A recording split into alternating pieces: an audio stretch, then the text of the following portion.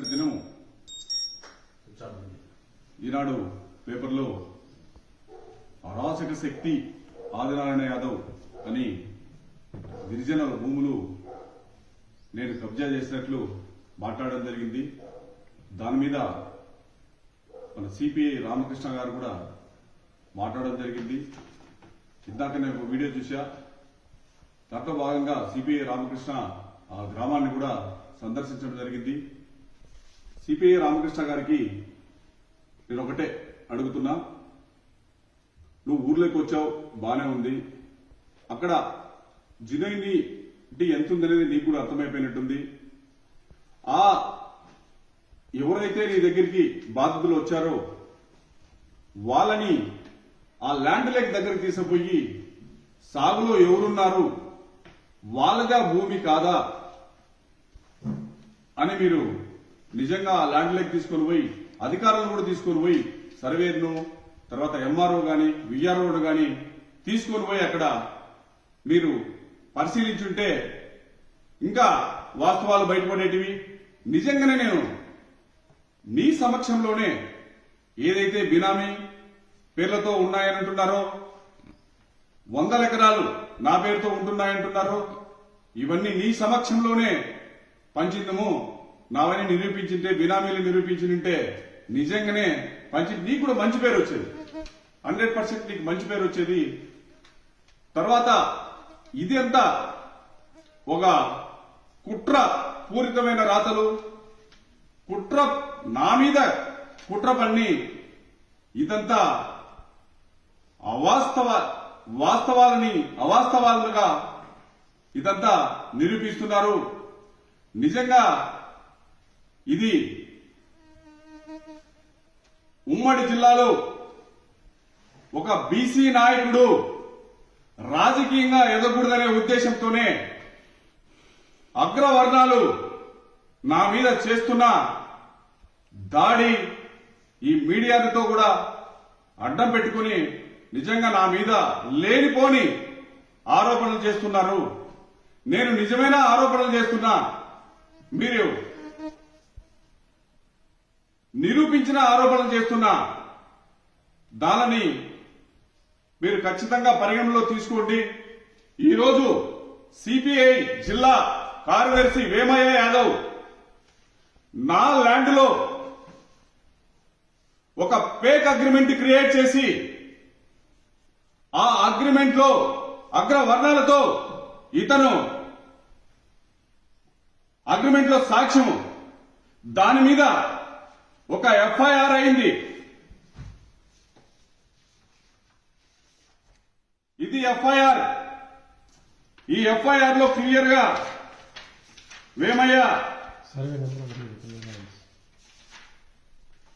వేమయ్యను చేర్చడం జరిగింది. అది ఎట్లా అంటే 2019లో స్టాంప్ పేపర్లు తీసుకొని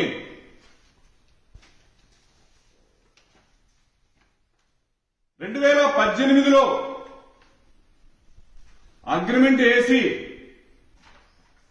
సేల్ అగ్రిమెంట్ వేసి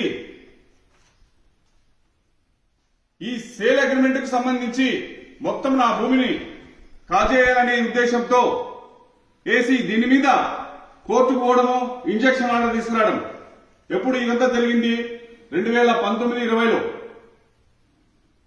తీసుకొచ్చి ఈ భూమి మాది అని చెప్పి చెప్పడం జరిగింది. వాళ్ళు చెప్తే నాకు దిక్కుదోసిన స్థితిలో ఒక సీనియర్ అడ్వకేట్ దగ్గరికి పోయి నేను సలహా తీసుకుంటే ఈ దొంగతనం చేసిన వాళ్ళు ఖచ్చితంగా ఎక్కడో చోట దొరుకుతారని చెప్పి నాకు సలహా ఇవ్వడం జరిగింది. ఆయన అది ఎలా అంటే, నువ్వు ఈ స్టాంపులు నిజమో కాదో ఎప్పుడు ఇచ్చారో అని చెప్పి ఆర్టీఐ కింద కోరమని చెప్పడం జరిగింది. ఇది ఆర్టీఐ కింద కోరితే ఈ స్టాంప్ పేపర్ నెంబర్లన్నీ వేసి ఆర్టీఐ వారు 2019లో జూలై 2వ తారీఖున రాజమనోహర్ అనే స్టాంపు వెండర్కి ఇవ్వడం జరిగింది. దీని మీద అప్పుడు సత్య యేసుబాబు గారు ఎస్పీ గారు ఒక కేసు కట్టడం జరిగింది.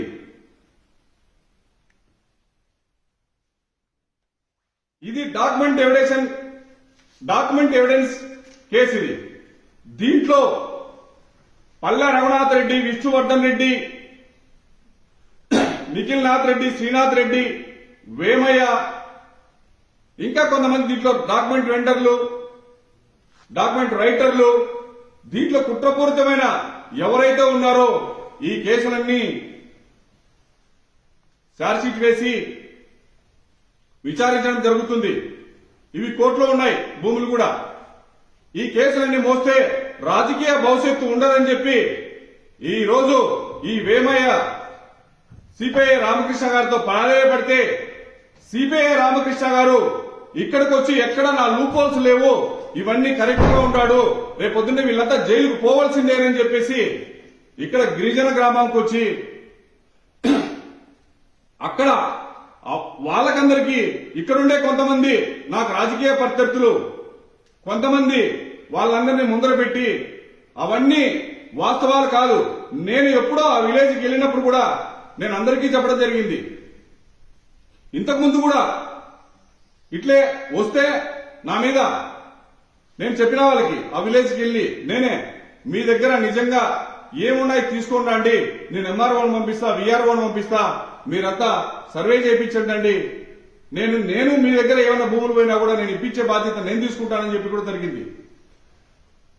అక్కడ ఏదైతే ఈనాల్లో మా అమ్మగారి పేరు మా అత్తగారి పేరు వీళ్ళన్నీ రాశారో అది 19 ఏళ్ల కిందట ఆ రోజు భూ పంపిణీలో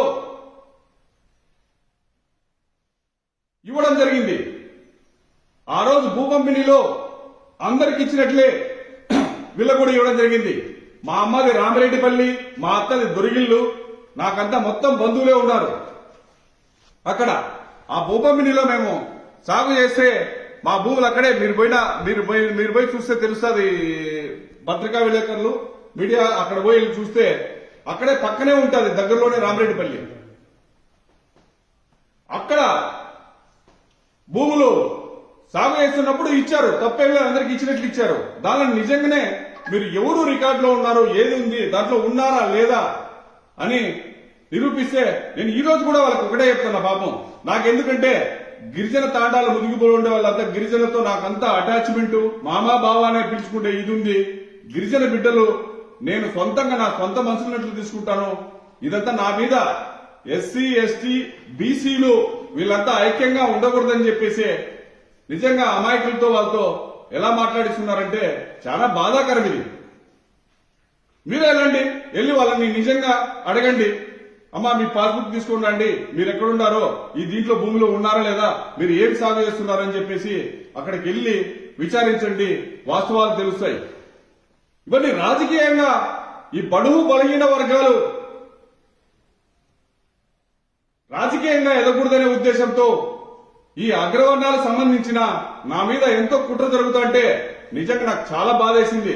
రామకృష్ణన్న నాకు అన్నలాంటి వాడు ఈ రోజు వాళ్ళ తరపున వచ్చి ఇక్కడికి వచ్చి మాట్లాడడం నిజంగా ఎంతో బాధ కలిగిస్తుంది. అన్నా మీరు అగ్రవర్ణాలకి, ఎందుకంటే మీరు స్టేట్ లో పెద్ద లీడరు, సిపిఐ అంటేనే ఒక బ్రాండ్ ఉద్యమాలకు కానీ దీనికి కానీ మీరు ఎప్పుడూ ఇట్లా ఒక ఎవరో రఘునాథ్ రెడ్డి చెప్తేనో ఎవరో వెంకటరామరెడ్డి చెప్తేనో మీరు ఇక్కడికి వచ్చి నా మీద ఇలా బురద చల్లడము కరెక్ట్ కాదన్నా ఇది. ఎందుకంటే మీరు చాలా సీనియర్లు. ఇంకా వేమయ్య గురించి చెప్తే సిబిఐలో నిజంగా చూస్తే ఎలా ఉంటుందంటే తెలంగాణలో గుమ్మడి నరసయ్య గాని ఈ రోజు కూడా వాళ్ళు సైకిల్లో తిరుగుతున్నారు, ఉద్యమాలు చేసి ఈ రోజు కూడా తినేకి అన్నం లేక పస్తులుండే పరిస్థితి ఉంది. ఈయన చూస్తే కదిరిలో 2 కోట్లు చేసే ఇల్లు, విలాసవంతమైన భవనము, అనంతపురంలో జేఇంటి దగ్గర విలాసమైన భవనము, 2 కార్లు, సాయంత్రం వేళకి విలాసవంతమైన జీవితము ఎలా కలుపుతున్నాడో అదొకసారి రామకృష్ణ అన్న గారు కూడా నిజంగా గుర్తించాలి. ఎందుకంటే సిపిఐ పార్టీ సిద్ధాంతాలతో కూడిన పార్టీ. ఇప్పుడు ఈ వేమయ్య లాంటి వాడు సిపిఐలో ఉంటే అర్థం చేసుకోవాలి. ఎందుకంటే ఈ సిద్ధాంతమైన పార్టీని నిజంగా కూడా ఇట్లాంటి వ్యక్తులు ఉంటే వీళ్ళు చీడ పురుగులు పార్టీకి కూడా, మీ పార్టీకి కూడా ఈ చీడ పురుగులు పెట్టుకుంటే వాళ్ళ మాటలు వస్తే మీకు కూడా మంచిది కాదు అని చెప్పేసి తెలియజేసుకుంటున్నా. అది కాకుండా ఈ రోజు అరాచక శక్తులు ధర్మవరంలో అదే కేతిరెడ్డి వెంకటరామరెడ్డి గారు తో వీళ్ళు లాలూచి పడ్డారు.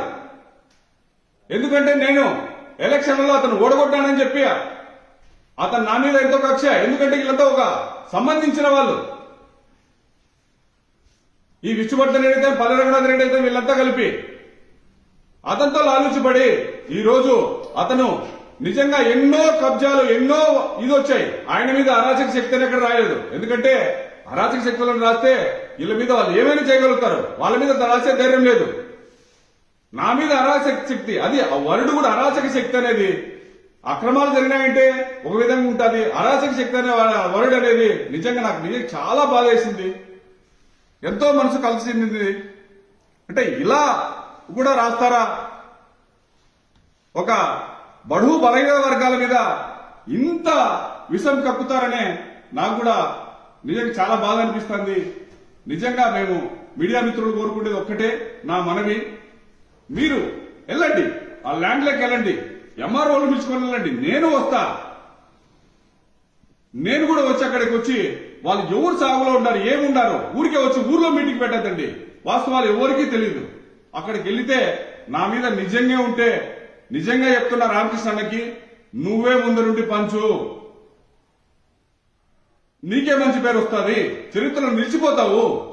కానీ ఇలాంటి మాటలు విని నువ్వు వచ్చి ఊర్లో ఏదో పెట్టిపోవడం అనేది 100% కరెక్ట్ కాదని చెప్పి నేను రామకృష్ణ అన్నకి తెలియజేస్తున్నాను.